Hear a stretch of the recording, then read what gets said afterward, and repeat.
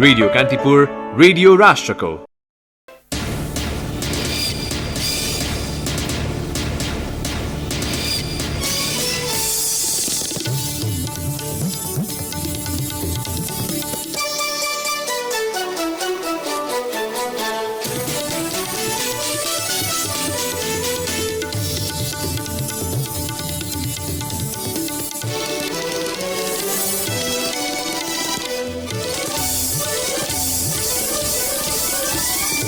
सत्य निरूपण तथा मेलमिलाप आयोग र बेपत्ता पारिएका व्यक्तिको छानबिन आयोगको म्याद 1 वर्ष थप। मुलुकका लागि हितकर हुने अमेरिकी सहयोग एमसीसी सरकारले स्वीकार गर्ने प्रवक्ता बास्कोटाको भनाई। नेपालमा मानवाधिकारको अवस्थामा केही सुधार देखिए पनि सन्तोषजनक नरहेको एमनेस्टी इन्टरनेसनलको प्रतिवेदन। सन् 2019 नेपालका लागि स्वतन्त्रता संकुचनको वर्ष। कोरोना भाइरसको संक्रमण र लापरवाहीका कारण विदेशी पर्यटकको मृत्युले भ्रमण वर्षमा सरकारी लक्ष्य पूरा हुनेमा आशंका। होटल व्यवसायी भन्छन् सरकारको अपरिपक्वताको शिकार बन्नु परेको छ। पछिल्लो पटक तिब्बतमा कोरोना संक्रमित फेला परेपछि चीन र चीन स्वशासित सबै क्षेत्रमा संक्रमण फैलिएको पुष्टि। हालसम्म 170 जनाको मृत्यु। र Shahid Smarak A division league फुटबलमा एनआरटी र फ्रेन्ड्स क्लब विजयी। चर्चित क्रिकेटर क्रिस गेलले पोखरा राइनोजबाट एभरेस्ट प्रिमियर लिग खेल्ने। नमस्कार, कान्तिपुर डायरीबाट साथी प्रिन्स अनि तेजेन्द्रको समाचार अब विस्तारमा। सत्य निरूपण तथा मेलमिलाप आयोग र बेपत्ता पारिएका व्यक्तिको छानबिन आयोगको कार्यावधि 1 वर्ष थप गर्ने निर्णय सरकारले गरेको छ। मन्त्री परिषद बैठकको निर्णय सार्वजनिक गर्न सिंहदरबारमा आज आयोजित पत्रकार सम्मेलनमा सञ्चार तथा सूचना प्रविधि मन्त्री गोकुल बास्कोटाले दुई आयोगको म्याद थप गरिएको बताउनुभयो। मन्त्री परिषद बैठकले जलवायु परिवर्तन तथा विपदबाट हुन सक्ने सम्भावित जोखिम वहन गर्न विश्व बैंक समूहको अन्तर्राष्ट्रिय विकास संस्थाबाट प्राप्त हुने 50 मिलियन अमेरिकी डलर बराबरको ऋण सहायता स्वीकार गर्ने विषयमा वार्ता गर्न अर्थ मन्त्रालय अन्तर्राष्ट्रिय आर्थिक सहायता समन्वय महाशाखाका सहसचिवको नेतृत्वमा 7 सदस्यीय वार्ता टोली गठन गरेको छ। विश्वविद्यालय अनुदान आयोगको रिक्त सदस्य पदमा त्रिभुवन विश्वविद्यालयका उपकुलपति प्राध्यापक डाक्टर धर्मकान्त बास्कोटा र काठमाडौँ विश्वविद्यालयका उपकुलपति प्राध्यापक डाक्टर रामकण्ठ माकजु श्रेष्ठलाई मनोनयन गरिएको छ। बीपी कोइराला मेमोरियल क्यान्सर अस्पताल सञ्चालन समितिको अध्यक्षमा बर्दियाका डाक्टर निर्मल लामिछानेलाई 3 वर्षका लागि मनोनयन गर्ने निर्णय पनि मन्त्री परिषद बैठकले गरेको छ। यस्तै द्वन्द्वबाट क्षति भएका नक्सा श्रेष्ठता पुनर्स्थापनाका लागि सङ्खुवा सभाको चैनपुरमा अस्थायी रूपमा विशेष नापी कार्यालय स्थापना गर्ने र सोही परियोजनाका लागि अछाममा स्थापना गरिएको विशेष नापी कार्यालयको कार्य सम्पन्न भइसकेकाले खारेज गर्ने निर्णय पनि मन्त्री परिषद बैठकले गरेको छ। सैनिक ऐन 2063लाई संशोधन गर्न बनेको विधेयक सङ्घीय संसदमा पेश गर्न स्वीकृति दिने र अन्नपूर्ण संरक्षण क्षेत्रको व्यवस्थापनका लागि राष्ट्रिय प्रकृति संरक्षण कोषको म्याद 1 वर्ष थप गरिएको पनि मन्त्री बास्कोटाले जानकारी दिनुभयो। सञ्चार तथा सूचना प्रविधि मन्त्री गोकुल बास्कोटाले अमेरिकी सहयोग मिलेनियम च्यालेन्ज कर्पोरेसन एमसीसी सम्झौतामा सैन्य शब्द नभएको प्रश्न पार्दै मुलुकको हितमा हुने सहयोग स्वीकार गर्ने बताउनु भएको छ। सिंहदरबारमा आज आयोजित नियमित पत्रकार सम्मेलनमा मन्त्री बास्कोटाले एमसीसी विशुद्ध आर्थिक विकासका लागि मात्रै आउन लागेको भन्दै विरोध गर्नुको अर्थ नरहेको बताउनुभयो। एमसीसी भित्र जहाँ सम्झौता गरिएको छ त्यसमा कतै आइपीएस भन्ने कुरा छ र मलाई त्यस्तो लाग्दैन, छैन। छ भने कृपया देखाइदिनु होला विद्वानहरूले।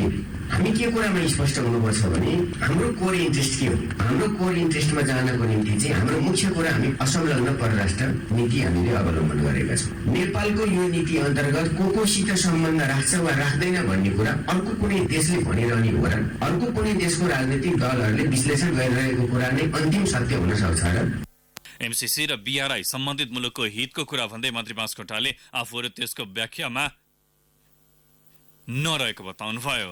बीआरआईको हामी आधिकारिक व्याख्या त होइन, हामी त्यसमा सामेल भएका छौँ। केको लागि? नेपालको समग्र आर्थिक सामाजिक रूपान्तरण गर्ने नेपाल सरकारको नीति छ र त्यसको निम्ति हाम्रो रिसोर्सहरूले मात्रै नपुग्ने भएको हुनाले संसारका धनी राष्ट्रहरूबाट अथवा छिमेकीहरूबाट वा क्षमता भएका राष्ट्रहरूबाट हामीले त्यस्तो सहयोग लिनुपर्छ र अमेरिकाको हकमा एमसीसीको कुरा पनि त्यही हो।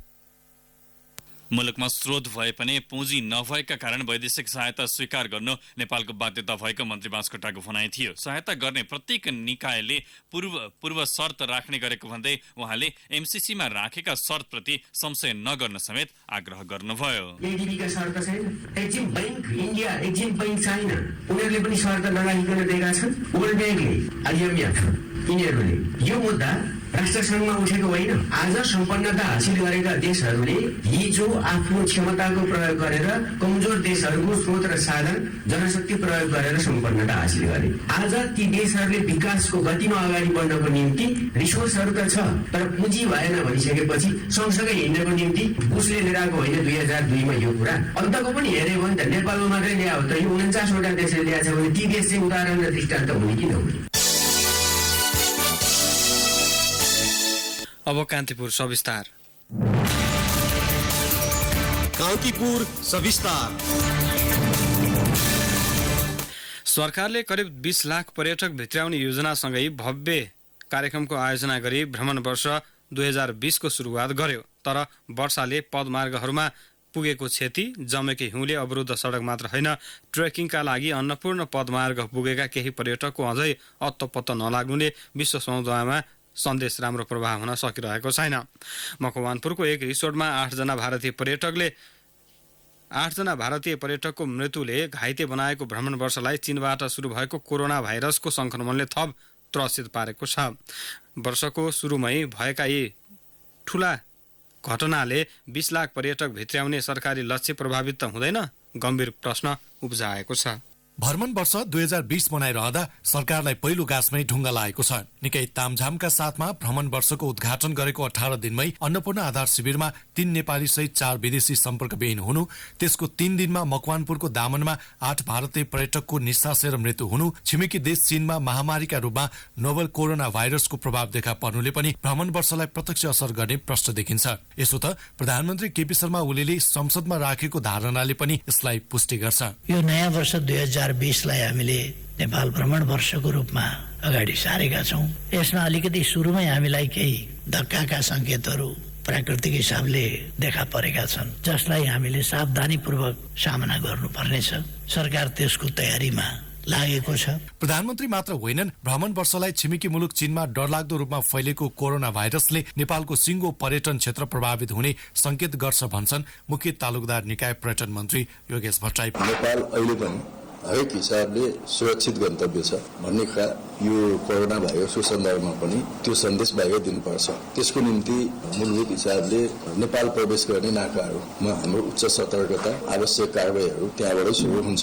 पछिल्लो घटना त प्रतिनिधि मात्रै हुन्। बिना योजना नेपालमा आयोजना गर्ने थुप्रै यस्ता कार्यक्रम प्रभावित भएका छन्। भ्रमण वर्षलाई सफल बनाउने एक महत्वपूर्ण अङ्ग होटल व्यवसाय पनि एक हो। पाहुनाको स्वागत, आवास, खानपिन मात्रै नभई पर्यटकको विश्वास जित्ने विषयमा व्यवसायहरू त्यति गम्भीर देखिँदैनन्। बरु भ्रमण वर्ष चलिरहँदा सरकारको अपरिपक्वताको शिकार बन्नु परेको भन्दै दुखेसो पोख्छन् होटल व्यवसायी घनेन्द्र श्रेष्ठ। पोहोरभन्दा यो वर्ष अलिकति बढेकै देखिन्छ, तर होटलहरूको अकुपेन्सी चाहिँ लाइक 35-40% भन्दा बढी जान सकेको अवस्था छैन। यो अवस्था किन भयो भनेर हामीले यसो छलफल गर्दाखेरि एकातिर यो अहिले होमस्टे कन्सेप्ट ल्याए एउटा त्यसले पनि असर परेको हो कि भन्ने देखिन्छ। अर्को अपार्टमेन्ट सिस्टम, अर्को यो विभिन्न गुम्बाहरूमा पनि गेस्टहरू राख्ने, पाहुनाहरू राख्ने प्रचलनहरू बढेको भन्ने थाहा पाइएको छ। र यी आपत कारणले गर्दाखेरि पर्यटकहरूको अहिले विगतमा भन्दा बढेको संख्याको आधारमा पनि होटल व्यवसायीहरूमा चाहिँ अलिकति निराशा आएको हो कि। होटल व्यवसायी जस्तै पर्यटन व्यवसायी पनि त्यति खुसी देखिँदैनन्। पर्यटन व्यवसायी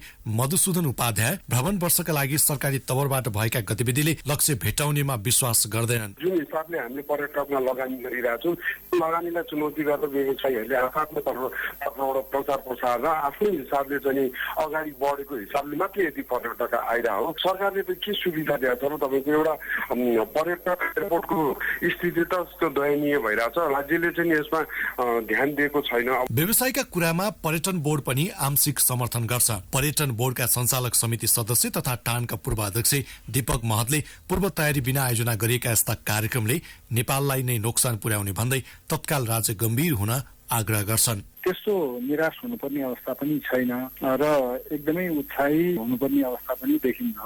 तर घटनाक्रमलाई हामीले अलिकति हेर्ने हो भने भिजन नेपाल 2020 को जुन 20 लाख पर्यटक भित्राउने हाम्रो लक्ष्य छ त्यो लक्ष्य पूरा हुन सक्ने सम्भावना पनि देखिन्छ। भ्रमण वर्ष 2020 को घोषणा गरेको आज 1 महिना पुग्यो, तर भ्रमण वर्षका लागि सरकारले आशा लाग्दो कामको तालिका आजसम्म तयार पार्न सकेको छैन। भ्रमण वर्ष 2020 को सचिवालय भने सरकारी लक्ष्य भेट्टाउनेमा कुनै शंका नरहेको दावी गर्छ।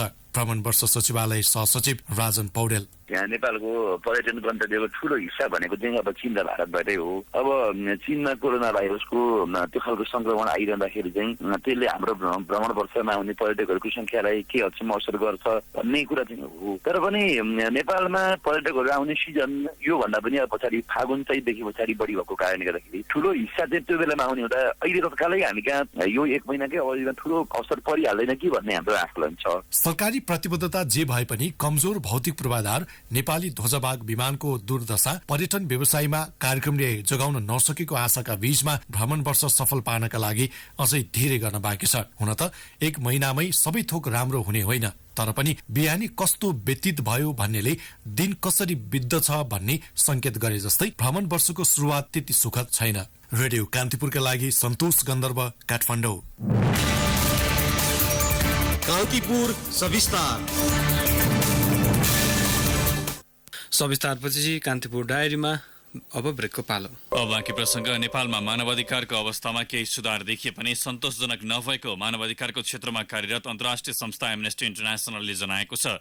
काठमाडौँमा आज एसिया पेसिफिक क्षेत्रमा मानवाधिकारको अवस्था 2019 विषयक प्रतिवेदन सार्वजनिक गर्दै एमनेस्टीले नेपालमा मानवाधिकारको अवस्था सन्तोषजनक नरहेको भन्दै चिन्ता व्यक्त गरेको हो। सन् 2019 नेपालका लागि स्वतन्त्रता संकुचनको वर्ष भएको एमनेस्टीको निष्कर्ष छ। सरकारले अभिव्यक्ति स्वतन्त्रतालाई सीमित गर्ने कानून ल्याएको, संवैधानिक आयोगमा पदाधिकारी नियुक्त गर्न नसकेको लगायतका कारणले नेपालमा मानवाधिकारको अवस्था सन्तोषजनक नभएको प्रतिवेदनमा उल्लेख छ। सन् 2019 मा विद्युतीय कारोबार ऐन अन्तर्गत स्वेच्छाचारी ढंगमा पत्रकार र कलाकारलाई पक्राउ गरेको प्रस्तावित मिडिया काउन्सिल विधेयक, आम सञ्चार विधेयक र सूचना प्रविधि विधेयकमा अभिव्यक्ति स्वतन्त्रता नियन्त्रण गर्ने प्रावधान सरकारले राखेको एमनेस्टीको प्रतिवेदनमा भनिएको छ।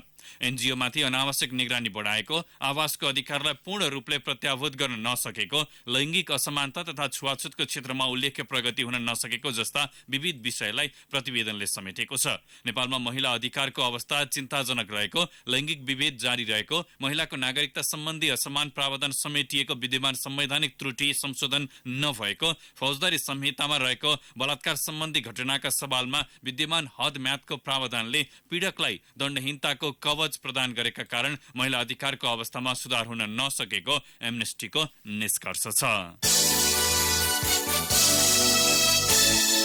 अख्तियारको दुरुपयोग गरी गोकर्ण रिसोर्ट र दरबार मार्गमा रहेको नेपाल ट्रस्टको जग्गा भाडामा दिएको भन्दै सांसदहरूले सरकारको चर्को आलोचना गरेका छन्। प्रतिनिधि सभाको सार्वजनिक लेखा समितिको आजको बैठकमा कंग्रेसका राजन केसीले पूर्व राजाको सम्पत्तिमा मनमानी चलेको आरोप लगाउनुभयो। कंग्रेसकै तेजुलाल चौधरीले गोकर्ण रिसोर्टको जग्गा भाडामा लगाउने बेलामा आर्थिक अनियमितता भएको हुन सक्ने आशंका व्यक्त गर्नुभयो। कंग्रेसका मिनेन्द्र रिजालले नेपाल ट्रस्टको सञ्चालक समिति पन्छिने र सहसचिवको निर्णयमा दरबारमार्गमा रहेको ट्रस्टको जग्गा भाडामा दिनु अख्तियारको दुरुपयोग भएको बताउनुभयो। त्यसबारे समितिले उपसमिति बनाएर छानबिन गर्नुपर्ने उहाँको भनाइ थियो। नेकपाका विरोध खतिवडाले अवधि सकिनुभन्दा पहिले नै अरूलाई भाडामा दिँदै गए बेतिथि निम्तिने बताउनुभयो। नेकपाकै प्रेम आले मगरले सरकारले कानून सम्मत नै गोकर्ण र दरबारमार्गको जग्गा भाडामा दिएको दावी गर्दै समितिले ठूला करदाताको कार्यालयलाई बोलाएर एनसेल कर प्रकरणमा स्पष्टीकरण लिनुपर्ने बताउनुभयो। गोकर्ण र दरबारमार्गको सरकारी जग्गा यति होल्डिङ्सलाई भाडामा दिएको विषयमा स्पष्ट पार्न प्रधानमन्त्री तथा मन्त्री परिषद कार्यालयका सचिव नारायण प्रसाद बिडारी र नेपाल ट्रस्टका निमित्त सचिव गेवालीलाई समितिले आज बोलाएको थियो।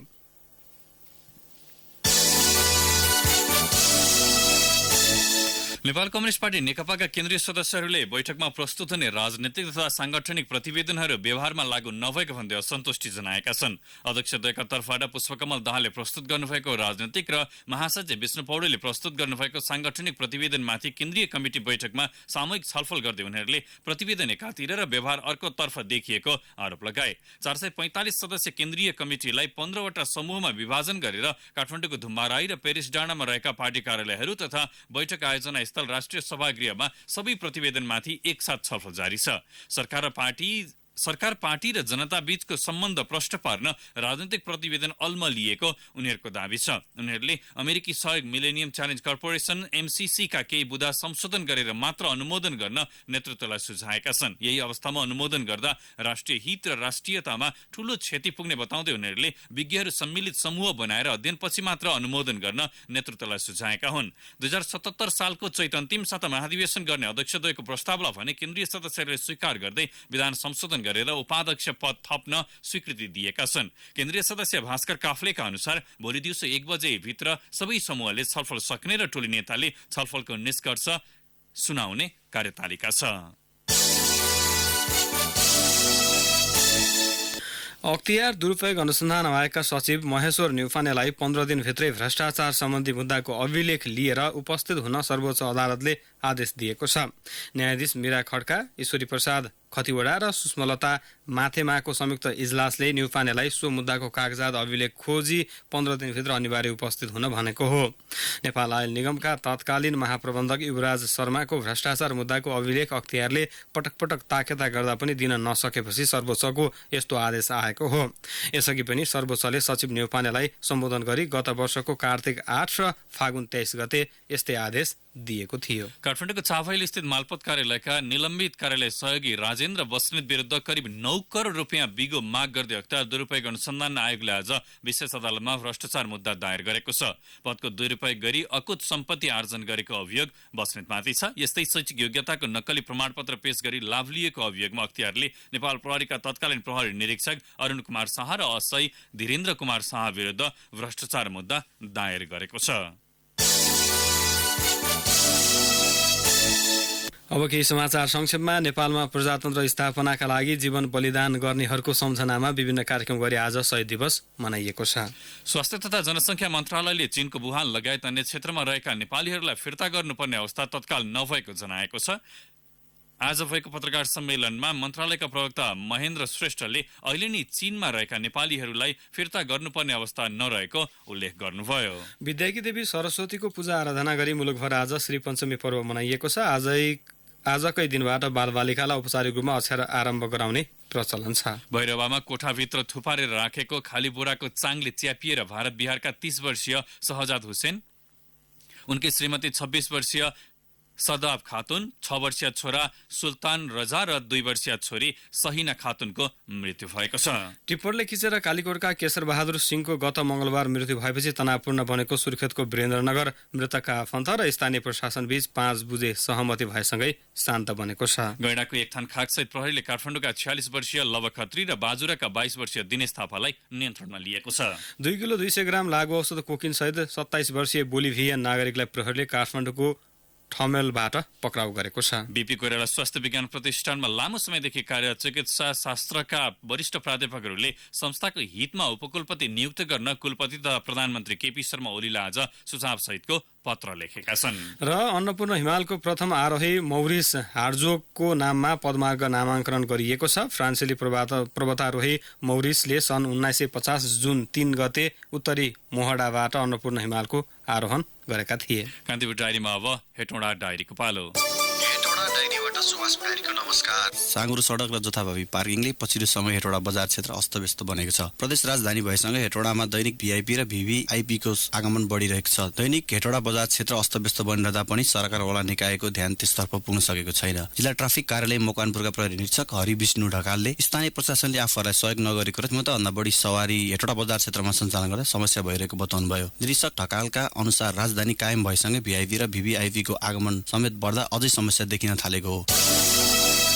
बागमती प्रदेश सरकारले 10 वटा पर्यटक गन्तव्य तोकेको छ। बागमती प्रदेशको उद्योग पर्यटन वन तथा वातावरण मन्त्रालयले काठमाडौँ उपत्यका बाहेक 10 जिल्लाको स्थान नै तोकेर एकीकृत रूपमा भौतिक पूर्वाधारको विकास गर्दै एक जिल्ला एक नमुना पर्यटन गन्तव्य निर्माण गर्न लागेको मन्त्रालयका सचिव शिवकुमार वाग्लेले जानकारी दिनुभयो। उहाँका अनुसार दोलखाको सैलुङ, सिन्धुलीको हरिहरपुर गढी, काभ्रेको बासुकी थुम्का, नुवाकोटको ककनी, सिन्धुपाल्चोकको ब्रह्मायणी, धादिङको रुबी भ्याली, रसुवाको सोमदाङ, मकवानपुरको दामन चितलाङ, चितवनको मेगौली र रामेछापको जिरी शिवालयलाई पर्यटकीय गन्तव्य निर्धारण गरिएको छ।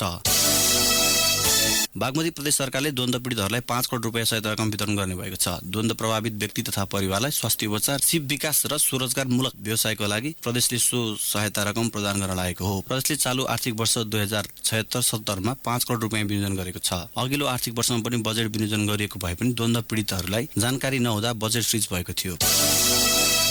सहकारी सञ्चालनको सम्पूर्ण अधिकार पाएर पनि 2 वर्षदेखि निष्क्रिय रहेको मकवानपुरको स्थानीय तहले पछिल्लो समय सहकारी व्यवस्थापनमा चासो देखाएको छ। स्थानीय सरकार सञ्चालन ऐन 2074ले स्थानीय सरकारलाई सहकारी क्षेत्र हस्तान्तरण गरेको छ। सोही अनुरूप मकवानपुरका स्थानीय तहले सहकारीको व्यवस्थापन, अनुगमन र नियमनमा चासो देखाएका हुन्। हस्त हेटौडा डायरी यही सकिन्छ। सुभाष भिडाईलाई बिदा दिनुहोस्। नमस्कार। हेटौडा डायरीपछि कान्ति डायरीमा फेरि पनि ब्रेकको पालो।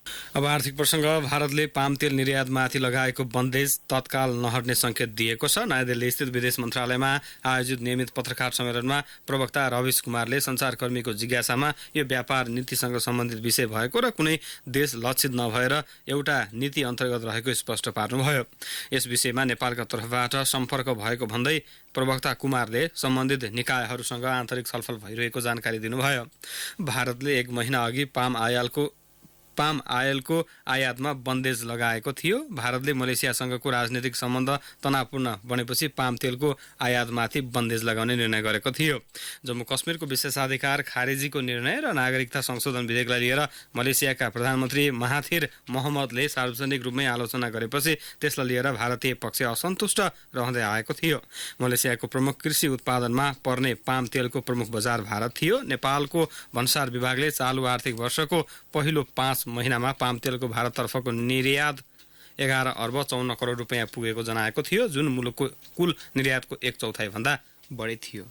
कारोबार हुने साताको अन्तिम दिन धितोपत्र बजार आज दोहोरो अङ्कले उकालो लागेको छ। बजार परिसूचक नेप्से आज 19.51 अङ्कले बढेर 1325.38 बिन्दुमा पुगेको छ। नेप्सेमा कारोबार भएका व्यापार बाहेक बाँकी सबै कम्पनी समूहको उपसूचक उकालो लाग्दा समग्र बजारमा सुधार देखिएको हो। नेप्से उकालो लागेसँगै कारोबार रकम पनि अघिल्लो दिनको तुलनामा 67 करोड रुपियाँले बढेको छ। धितोपत्र बजारमा आज 196 करोड